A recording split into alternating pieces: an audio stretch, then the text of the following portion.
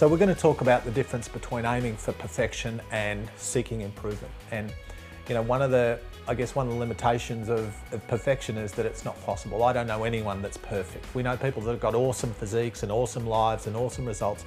But I think one of the things we do when we go, I'm seeking perfection, is that we create a slippery slope that we can never climb.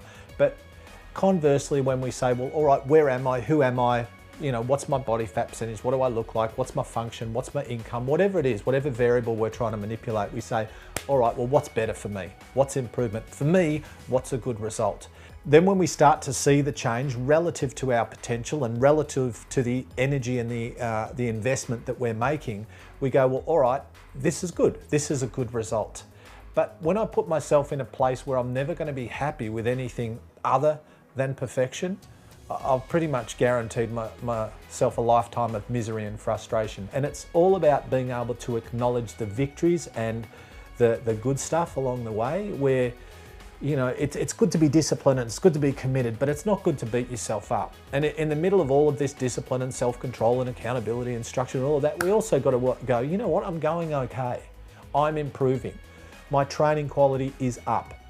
My diet is better. My results are up. That is improvement. So it's a much healthier mindset to inhabit than the I've got to be perfect or I'm miserable. So I'm not saying we can't be really ambitious, right? I'm saying be really ambitious, but also practical and realistic. We set goals and we pursue certain outcomes in the knowledge of what's realistic. You know, for me, at my age, with my body type, what's good? You know, and that's where we've spoken before about not comparing ourselves to others.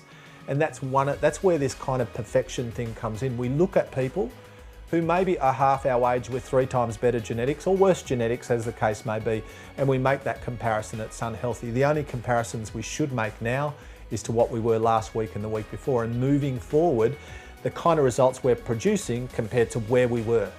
You know, when I do the right things, and I know what produces the outcomes that I'm after in terms of habits and behaviours day to day, then everything will just take care of itself and I'll end up inhabiting the body I want. And that's a very healthy mindset, and one that not only physically works, but also works emotionally.